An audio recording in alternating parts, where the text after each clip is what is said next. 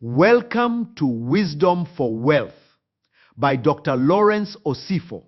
Welcome back, everyone. Today we're diving straight into an explainer on a truly fascinating text, How to Attract Money, by Dr. Lawrence Osifo. We're going to impartially unpack his specific biblical framework for financial abundance. But, even beyond the religious context, we are really zeroing in on a universal concept he heavily emphasizes.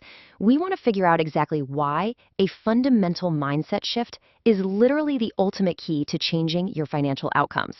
Let's break down his arguments step by step and explore exactly how he connects internal spiritual beliefs to tangible, real-world wealth. Okay, let's dive into this. Right out of the gate, Dr. Osifo challenges a very common misconception, and he grounds his argument in Ecclesiastes 10:19. He uses this quote to establish a crucial baseline for us. Money is not something to be feared, and it's certainly not something to be avoided. According to the text, really understanding this verse is the absolute first step. Money is just a fundamental practical tool for life. It answers all things. It provides the feast, the laughter, the stability. To attract it, he argues, we have to first stop running away from its practical value. And that brings us right to the core thesis of this whole explainer. Dr. Osifo argues that a lot of people remain poor simply because they ignorantly despise money. They might not even realize they're doing it, but their internal mindset is actively repelling wealth. So changing your financial outcomes isn't just about, grinding away and working longer hours. It requires a deep internal rewiring. You have to fundamentally reprogram how you view wealth before you can ever hope to actually acquire it. So here is exactly how we'll break this down today. First, the misunderstood nature of money. Second, the power of a prosperity mindset. Third, spiritual and mental principles. Fourth, practical steps for wealth. And finally, biblical proof of prosperity. All right, kicking things off with section 1, the misunderstood nature of money. And this brilliantly illustrates the absolute root of the problem. On one side, we have what the author calls the ignorant mindset.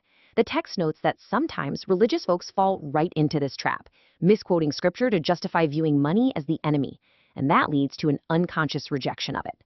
But then, on the other side, we have proper knowledge. This mindset understands the true source of wealth. It recognizes its value, and as a result, it allows money to provide peaceful services rather than just bringing chaos into your life. To clarify this point, the source unpacks a super famous verse, 1 Timothy 6:10, which says, "The love of money is the root of all evil." Dr. Osifo navigates this by explaining that obtaining money through the wrong means, or obsessively coveting it without true knowledge, well, that's what brings sorrow. The money itself, not evil. Actually, scratch that. It's the corrupt pursuit of it without wisdom that destroys your peace. Now, this leads to one of the most unique assertions in the entire text, the idea that money is spirit.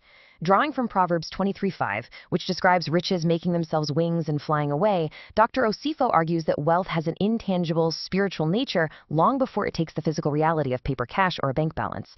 Because of that, to attract it, you have to locate and align with the spiritual source of wealth, rather than just endlessly chasing physical currency around. Moving right along to section 2, the power of prosperity mindset. The source makes a profound psychological argument here, stating, one is usually attracted to what he or she loves. It is such a simple but powerful concept. You absolutely cannot attract what you secretly despise or fear. Genuinely appreciating the true nature of money is a strict prerequisite for financial abundance. Think about it. If you view wealth as inherently corrupt, your mind will subconsciously sabotage every single effort you make to obtain it. So how do we fix this subconscious sabotage? Well, Dr. Osifo outlines a 3-step process for gaining this proper knowledge. First, you must know the true source of money, which he identifies as God. Next, you have to recognize its spiritual nature.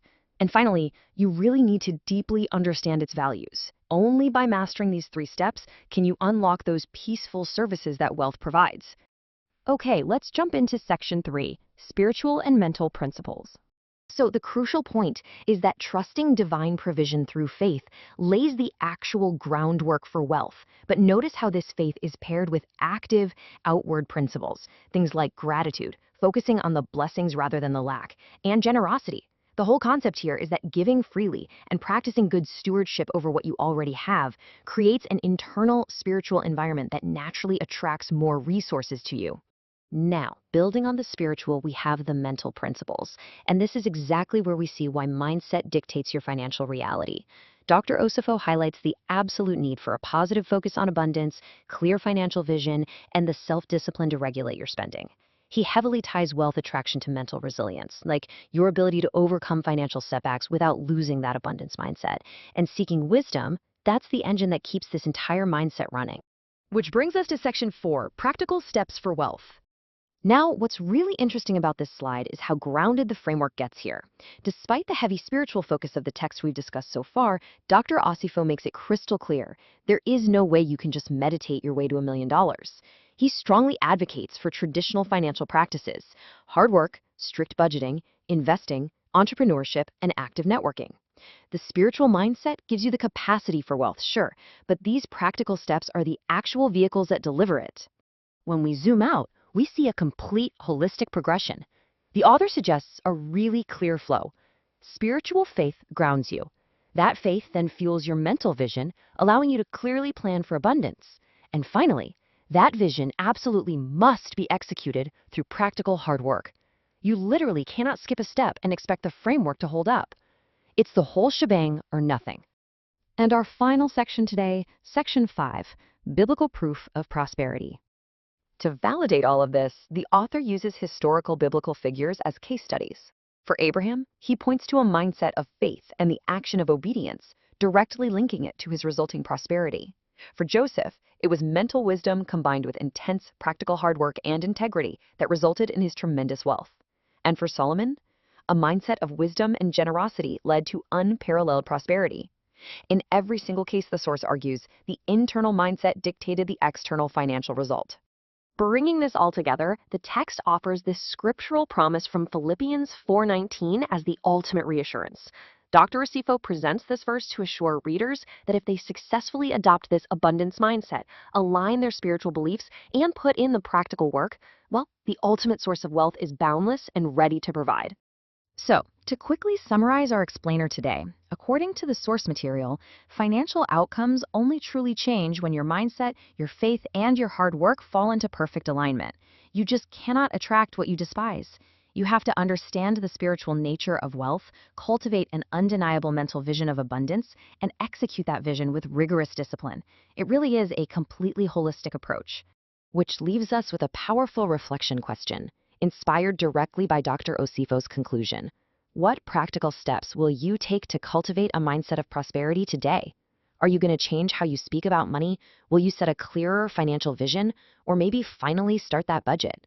The shift starts in your mind for sure, but the action starts right now. Thank you so much for joining me on this explainer, and I'll catch you next time.